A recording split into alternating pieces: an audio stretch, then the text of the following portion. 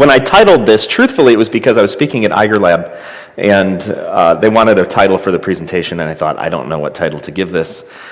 So I'll just say it's the big thing you don't want to miss, because it was also the second to last presentation in a long day of presentations. And when you're second to last in the presentation, or in a day, you just assume that no one's going to be there.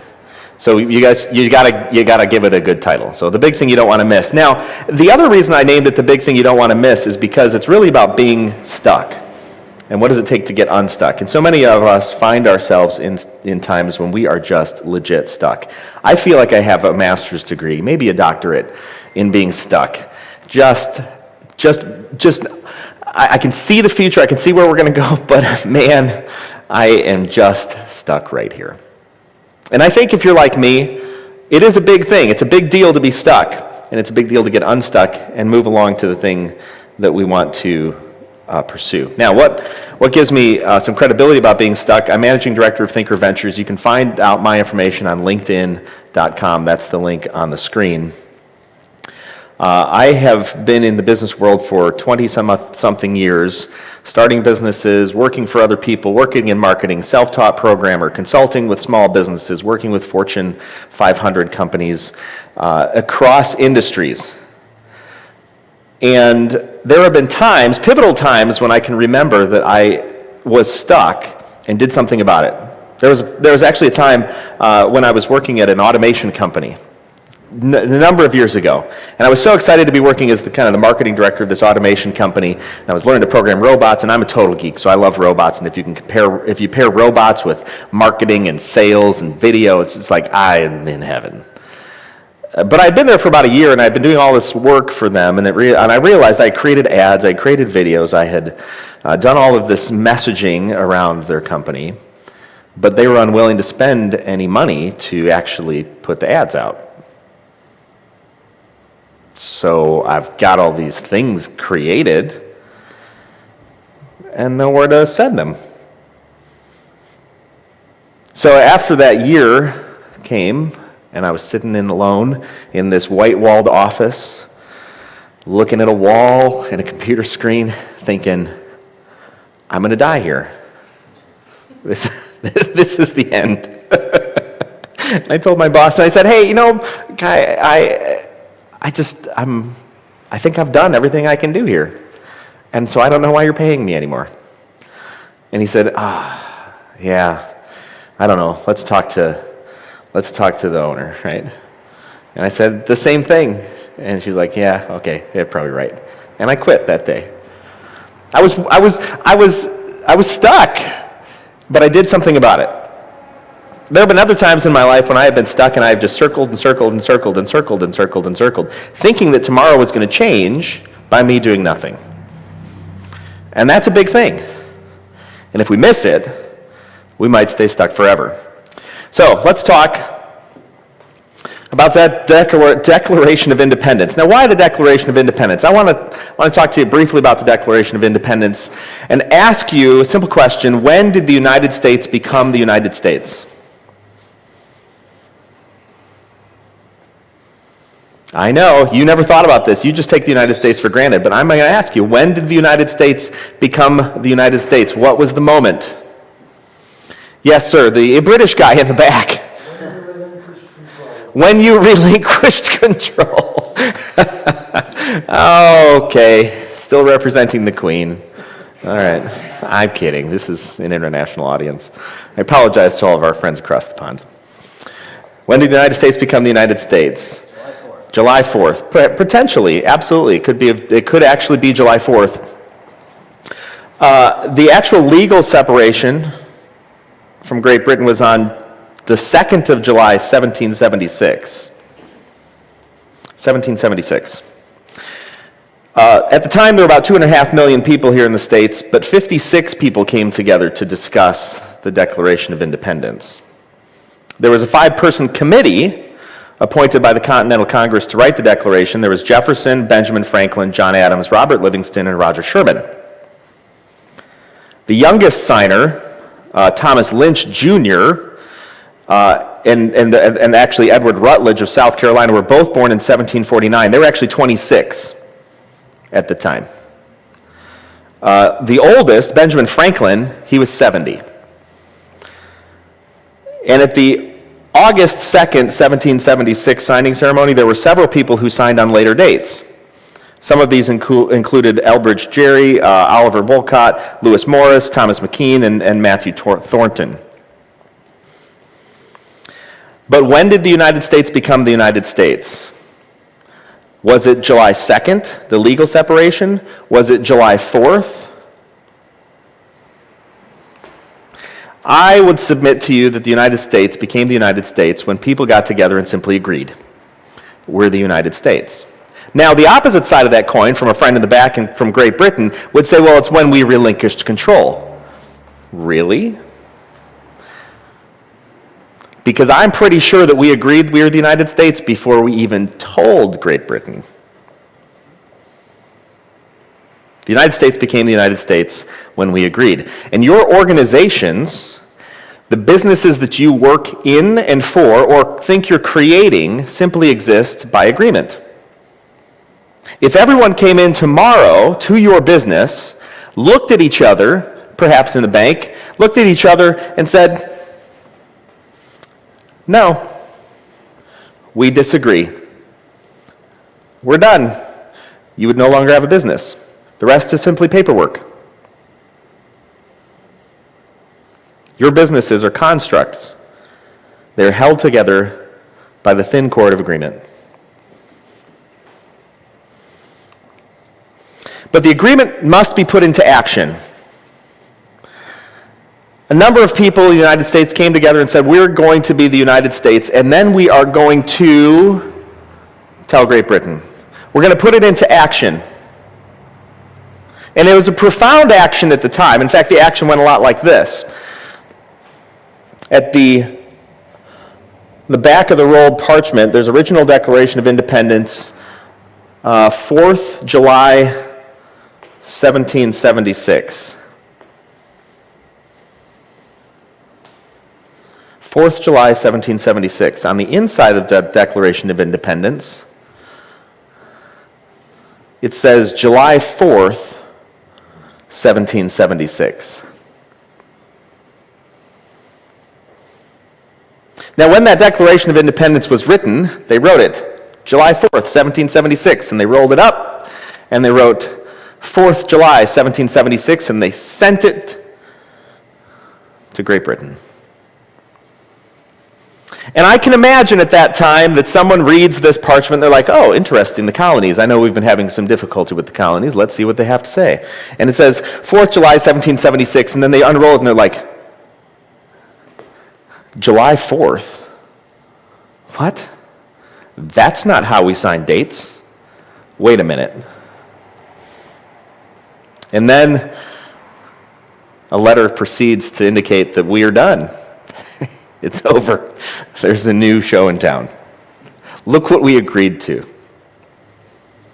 It may seem insignificant, but changing a date, changing how we sign our dates, was dramatic.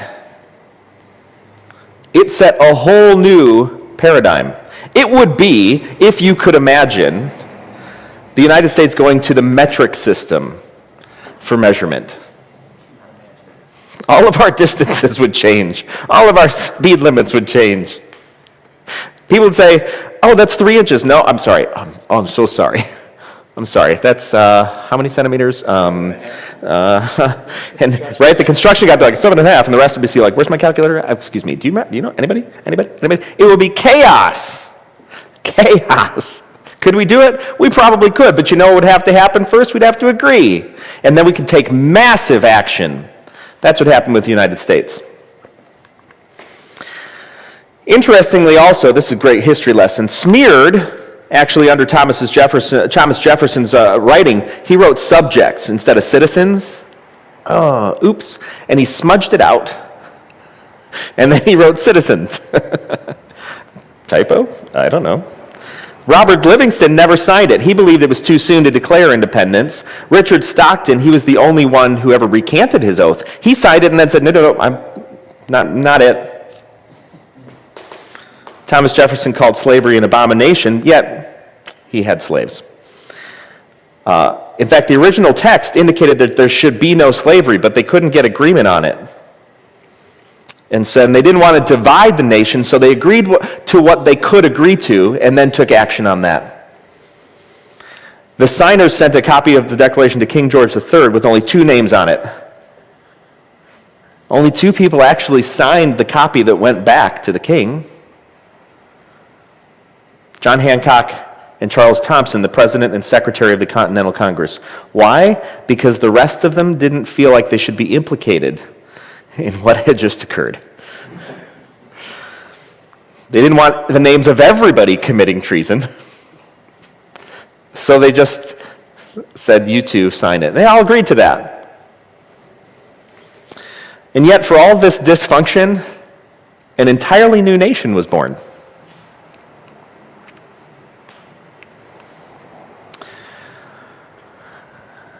And yet, things got worse. The War of Independence went something like this. There were 13 colonies that came up against Great Britain. It lasted for 18 years. It was the second deadliest American war after the Civil War. There were 25,000 American patriots who died. There were 24,000 British soldiers who died. 42,000 British soldiers deserted. And George Washington was paid nothing. How many of us would have done the same? The point is that agreement and then massive action is messy. Really, really messy. And for all the good that you and I enjoy, of the people who came together in that moment, some said, not it. Some said, I want this, but we can't agree to it.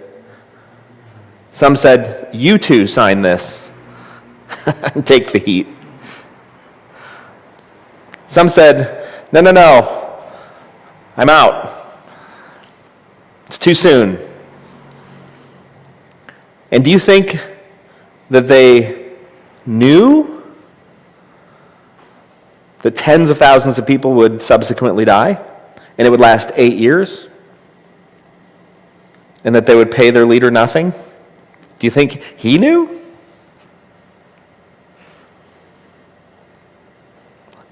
Maybe some of it, but I don't think they knew how messy it was going to be.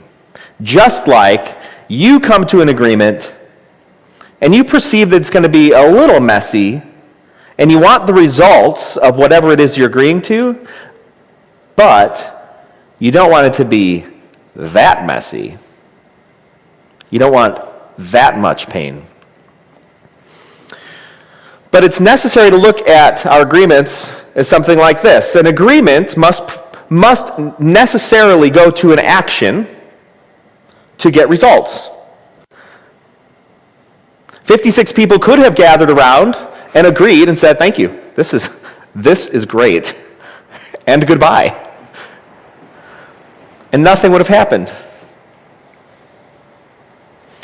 Likewise, a handful of people could have come together and said, we're going to take action, but they didn't have the agreement of everybody, and they didn't work through some of the details that were necessary to work through, and they wouldn't have got the results they got, and the results that you and I enjoy. Agreement must lead to action to have any result or effect. And yet, most of us think of it something like this. I have agreement, and then we stop. We do. We stop. We think that our agreement has done something. Worse yet, we get other people to agree with us, further cementing in our minds that something has happened or will happen. Because not only do I agree, but you agree with me. And there's a barrier that exists here which we're unwilling to cross. And I think it's because we lack some courage and commitment to taking the action necessary to get the results. Agreement is nothing unless we're willing to take action on it. And yet it's everything, Because without agreement, we don't get action. The two are necessarily linked to achieve some result. And whether you're starting a business, or whether you're currently in a business and you need to change things, or whether you want to get a new job, or you're coaching somebody, wherever you're at, this principle absolutely holds true. You need an agreement, and you need to be committed and have the courage to take the action necessary to get the results that you want. If you are uncommitted and you lack the courage to take the action necessary, you will not get results. It will not happen. Your agreement is nothing without action. And yet it's everything.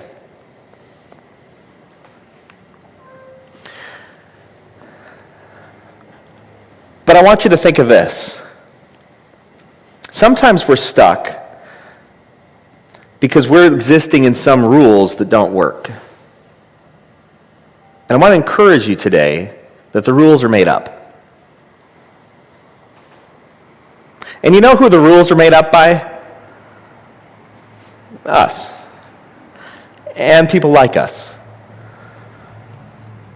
56 people got together, having talked with all their family and friends and all the people they represented, and they came together and they said, wait a second.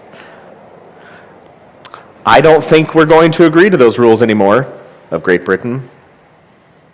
The king can stuff it. In fact, we're going to change the date. It will not be the 4th July, 1776. It will be July 4th. The rules are in fact made up. And you think you can't change them.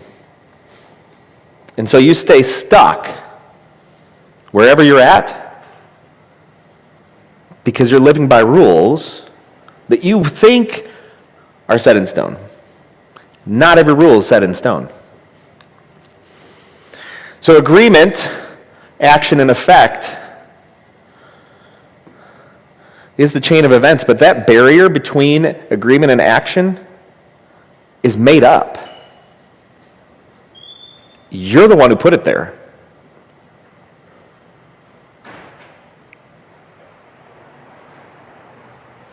Great Britain, and I love this. I love the idea that we've got a British guy, born and raised in Britain, in this room, and he says the United States became the United States when they relinquished control. Why? Because he sees that there's a barrier there.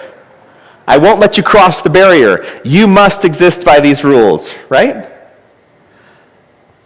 And yet, from the other side, a bunch of people get together and say, you know what, that rule is totally made up. We can be whatever we want to be. And it helped. It helped that there was an ocean between these two continents. That helps. So what do you do? What do you do when you are working in an organization? You're like, hey, we got to change this thing. We need different results. And we kind of agree to it, but then you look around the table and you're like, I don't know. There's just so many ways it can't be done. There's so many barriers in the way. It's just the way things are. Really? It's totally made up because you could destroy the organization by getting everybody to disagree tomorrow. What prevents you from creating something new and amazing today? What is stopping you? The barrier is made up.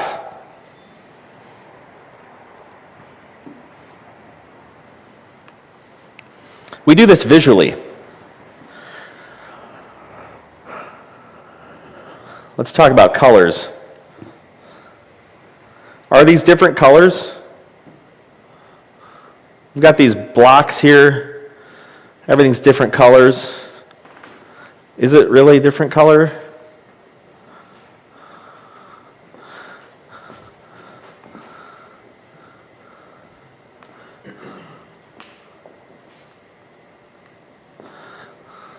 This color is different from that color? It's different from that color? No, it's not. It's the same. A and B are the same color. It's simply a matter of perspective.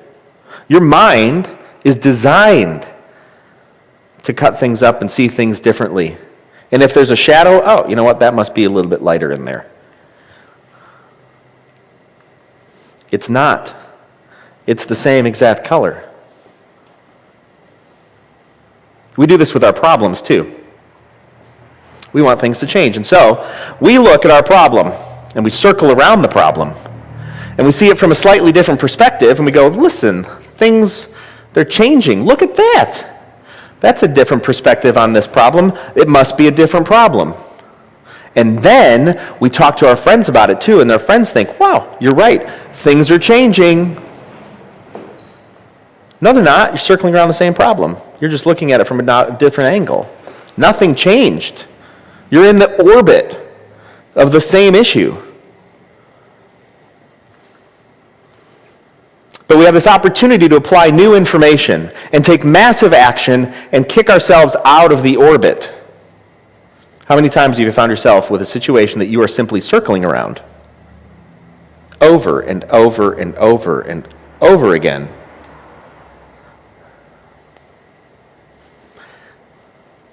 There were times when I didn't circle around issues. And there are times when I have circled around issues over and over and over again, and even got other people to agree with me that things are in fact changing. Not changing. You've got to kick yourself out of the orbit. Now things are changing. So why don't you achieve the things you want to do? You've got this agreement, you want the effect, but you are in fact unwilling to cross the barrier and take the action necessary. And so you won't achieve it. Person wants to come in and start a company, and they say, hey, I want to start this company. We say, cool. Have you talked to anybody about this idea? No, I haven't. Cool. Why don't you talk to 100 people and present them the opportunity, and then come back. You know what happens? They never come back. Why? Because they're like, 100 people? I got to talk to 100 people and ask them their opinions? You do. Yep. Why? Well, we got to get out of the people who love you, all your friends who are agreeing with you, because they're in your orbit too. You got to apply new information. You have to be willing to take a look at things differently. You have to be able to put in the effort. You have to be willing to get messy, or you will not achieve the results you're looking for. There is nothing clean about achieving some end effect. Stop expecting it to be easy. Stop expecting it to be clear. It's going to be messy. It's going to be painful. And some people are going to disagree with you. And some people are going to abandon you. And you might have to change something like the date. Why? Because it was made up to begin with.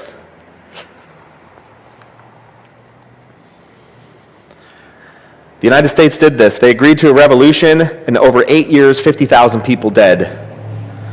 We became the United States. Would you have done that?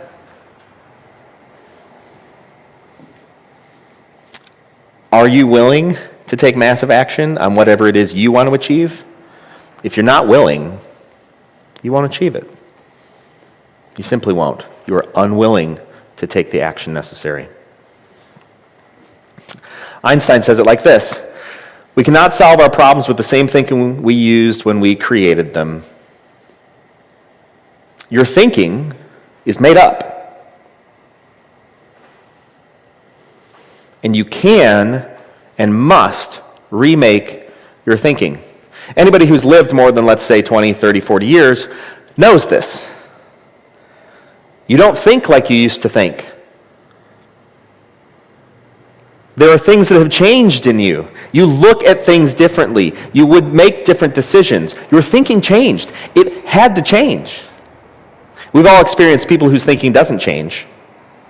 And after 30, 40, 50, 60 years, you're like, oh my God, really? You're acting like you're 20. Same old person you ever been. And are they stuck? Absolutely. Unwilling to change their thinking. They don't realize their thinking simply made up, and it was up to them to change it. And yet they keep on talking about having different results. You'll never get different results. It's impossible.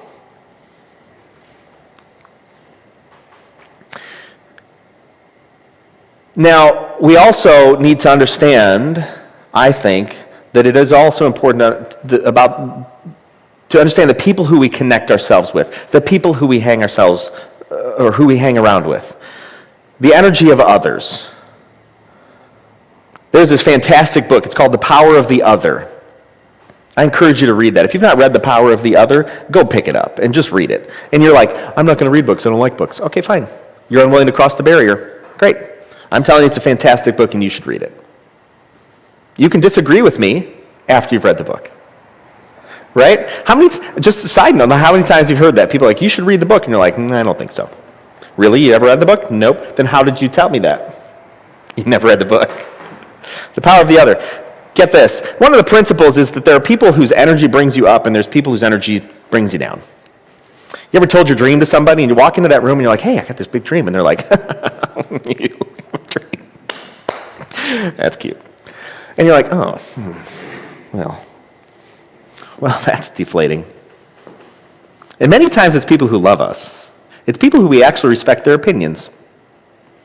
And we're actually just looking in that moment for a bit of love. But there are some people you walk into the room and you're like, hey, I got this dream. And they're like, really? Tell me more. What's going on? Let's unpack this. What have you thought about this? Where does this lead you? How are you going to be energized by this? What's your life going to look like? What are the results going to look like for you? And all of a sudden you're energized to walk through that barrier of change.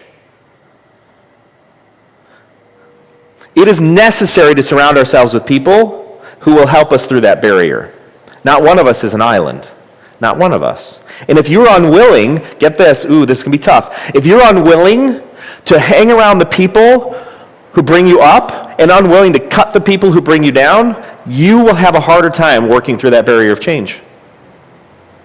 Do you know why? Because you're inexplicably linked. You're all walking through with hands through this barrier, and you're going to pull, and all of a sudden this person's going to stop behind you, and you're going to have to what? Let them go or yank them through. But you know who can't cross a barrier? A person who thinks it's a barrier. But it's just made up. And they put the barrier there for themselves. And it doesn't mean you don't have to stop loving them. Doesn't mean you can't go out and have drinks and have fun. But you know what? Maybe they're the person. Maybe that's the individual or the group of people who are not going to help you succeed in your dream, and that's okay. Stop putting on them a responsibility that they're unwilling to take. And if you're bringing somebody else down, and you don't know you can't figure out how to help bring them up, quietly back out. Do them a favor. Say, hey, I love you, but I don't know how to support you in this. And so I'm going to support you from a distance. I don't know. What are you willing to do? It's going to be necessary to have other people engaged because it's hard to be courageous and committed when you're the only person there.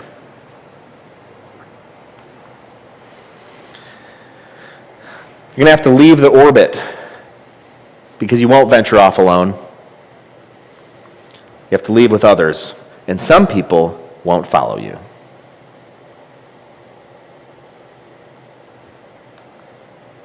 So are you dissatisfied?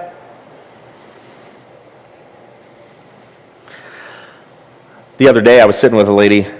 She's telling me about this company that she's really engaged in. She was hired to be this manager of this organization. She's really super excited. She's been there for 4 months, 5 months, something like that. She has a resume that's amazing. She's in this tiny little organization that they've been struggle busing it for a while. And she's just like, I just see this place could be so amazing. And they talk about wanting to do things, but when it comes down to making it happen, it just doesn't work. They don't want to do this. And I just feel like I should stick it out. I really am committed to this organization and I'm trying to get them to see. And I'm like, how long? Well, how long are you willing to do this? It's a valid question. How long are you willing to do it? Because eventually, if they're unwilling to change their own organization, you can't change it for them. Because you need the agreement. Or you can't take the action. And you can't go it alone. Sits there dissatisfied. How long are you willing to sit there dissatisfied in whatever circumstance you're in? Some of us, a surprisingly long amount of time. because we think that by sitting there longer, things are going to change.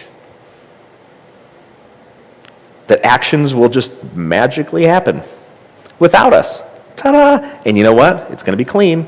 It's not going to be messy. And everybody's going to be happy. It's not true.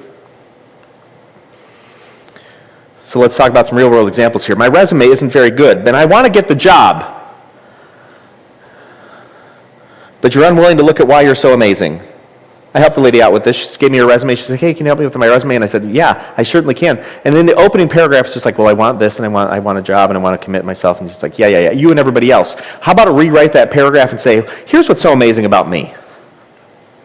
And she's like, I can't do that. Really? You can't? Why not? What, you're not amazing? Here's what I think you're good at. Really? You think I'm good at that? Yeah, and here's why I see that in you. See, you're really good at that, and here's the effects that I see. And she's like, you know what? I really am.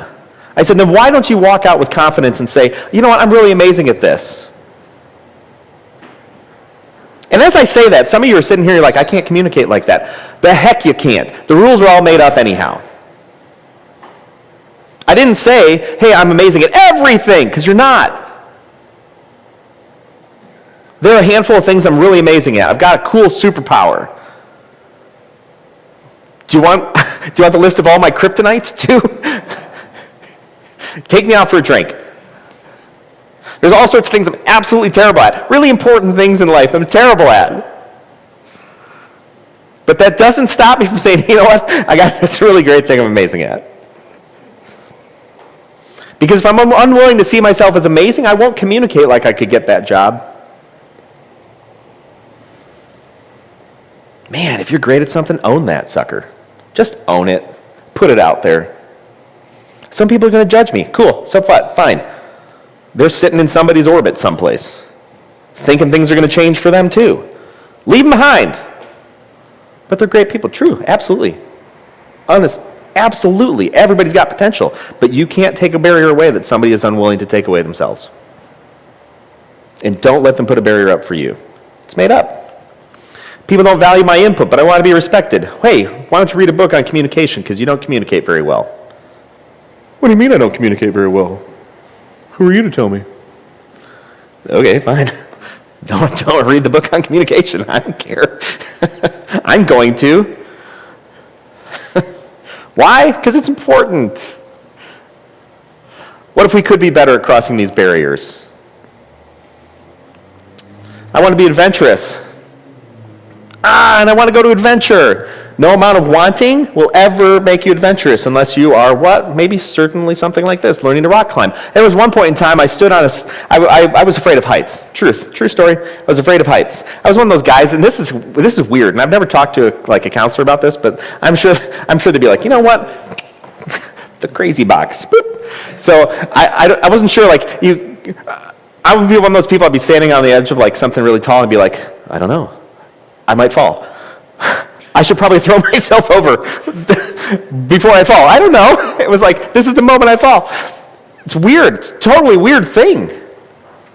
And I got to thinking, if there's two people standing on the edge of a cliff and one person's afraid and the other person isn't, what's the difference?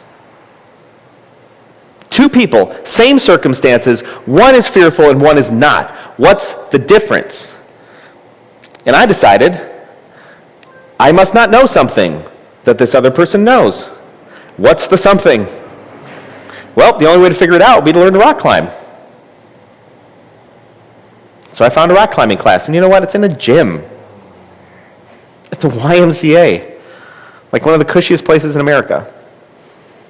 You can learn to rock climb. You can learn to be adventurous. And you know what? After doing this several times and then going to go outside, my fear of heights has been highly diminished. Now I walk out on the edge of the cliff and I'm like, okay, yeah, this is high, all right, well, I know how to be safe. And it turns out rocks aren't just going to magically collapse underneath me. And I don't have to throw myself off a cliff if I don't want to. I learned how to be safe. I crossed the barrier. Max Dupree, the former CEO of Herman Miller, said, we cannot become what we want to be by remaining what we were. If you're unwilling to change yourself, you can't become somebody new or something new. You have to be willing to change yourself. It's an imaginary barrier, and we're all resistant to walk through it. I totally get it. I understand. It's terrifying, and it's messy. But the thing that you want's on the other side. And that's the only way you're going to get it. Henry Cloud, the writer of the book, The Power of the Other, says this: people who are committed to mastery don't freak out as much when they hit an obstacle. They reassess and then they get going again, thinking they can get better. See, once you've crossed one barrier, it's easier to cross a barrier again. And as you become good at this, the people who master whatever it was that they're mastering, it's not that they don't hit a barrier. They hit barriers all the time, but they bounce off it and they go, oh, wait a second, hold on, what was that? And then they figure out, okay, what do I need to reassess? And I go through the barrier in a different way. That's how you master something. That's how you achieve the results you're looking to achieve. You hit barriers all the time. You get better at going through them.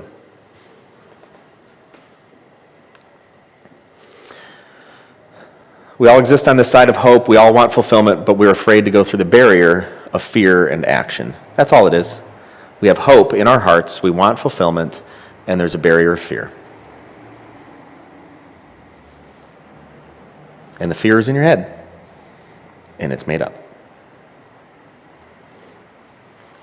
Another way of looking at this is like this catfish that my daughter got from a river at one point in time. That might be illegal, so you can't prove it. Can't prove it. This catfish started about like this. We put him in this 50-gallon tank, and I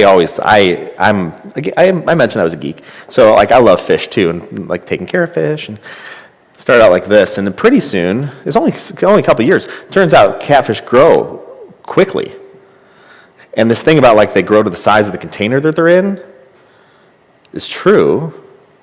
But boy, that's a big fish. In fact, that tiny little fish in this 50-gallon tank grew so big that eventually it was taken out and it was 14 inches long, which would have made it about like that. So much so that it had to, like, as it turned around, the water would be, and it was cloudy water. The filtration system couldn't keep up. The fish had grown so big. But it's a catfish, so it continued to exist, and it probably would have existed forever in there. But the principle here is that eventually you have to take this huge catfish out of its tank because the place that it's in is simply unsuitable for it anymore. And as you grow, as we grow, as we mature, as we break down barriers, you're going to find yourself sometimes in a container that's simply too small.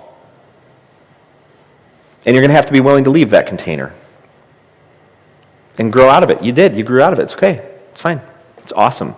The filtration system can't keep up. You know what happened to this catfish? Catfish grew so big he ate all his friends.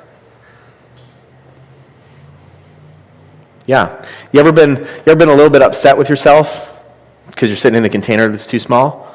And so you start lashing out at everybody, start eating all your friends? Don't do that. You're in a container that's too small. It's fine. Get out of there. We took this catfish to the river. Why? A catfish that big belongs in a river. So the rules are made up.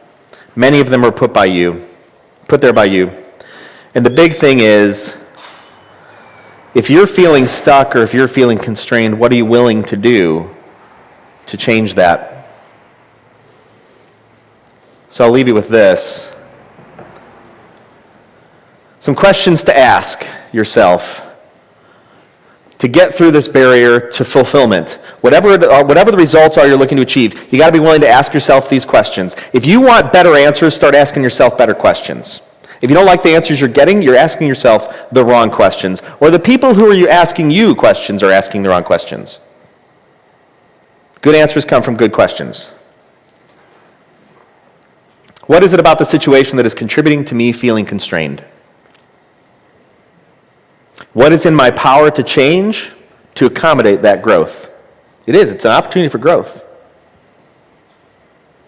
And then really importantly, that barrier, what am I unwilling to do to feel like I'm no longer stuck? Because no amount of what you're willing to do will cross the barrier of what you are unwilling to do. The unwilling to do is always, always, always the backstop. I want to launch that company.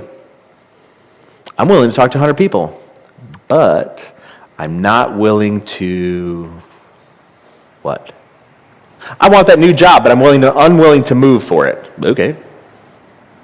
You're not going to get the new job. Or the rules are made up. So maybe you could talk to that company. You could say, hey, is there opportunity for me to work remotely? Here's all my reasoning why it will work. Maybe the barrier for them is imaginary too.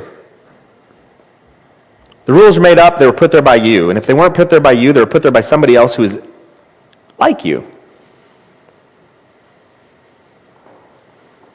Your entire United States was made by simple agreement. 56 people came together. Some of them decided not to stay there anymore. Some of them signed and then left. A number of them said, don't implicate me in treason. And then 50,000 people died over 8 years to achieve these results. 50,000 people probably are not going to die in the course of your dream. But what has to die? What are you unwilling to do? What do you need to shift? If you want the results you're looking to achieve, your agreement must follow through to an action that you, if you are currently afraid of it, are unwilling to take. If you cannot identify that, it will forever be your obstacle. Are you willing to identify that obstacle and change it? Are you willing to group with others who will help you walk through that obstacle as well? That's the big thing that you didn't want to miss. Thank you.